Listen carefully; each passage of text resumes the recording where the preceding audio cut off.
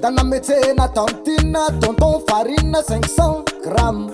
Siramamy foyer fanny ataoviny addition, fifanapina sy fanalany. Livure smika resase amle kelikely fatsy lehibe. Siramy ampy atody telo de complet. Omeko anse le secret. Eto le mila fifantohana, makavily baolina entina ikapohana. Atody siramamy etc. Menaka roa sotro de fa ça va. Afangaro daolo ry zala, afaka mbola tena pina chocolat.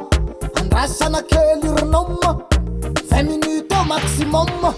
Miovany tic-tac rehefa vitany miton. Volavolainy paty, tsy paty téléphone. Atao boribory de fisahana. Forma galety no resahana, homasahana, avy misahana. Laforo, avy contraire any amin'ny pôle nord. 190 degré, anjaranjaranao no miregle.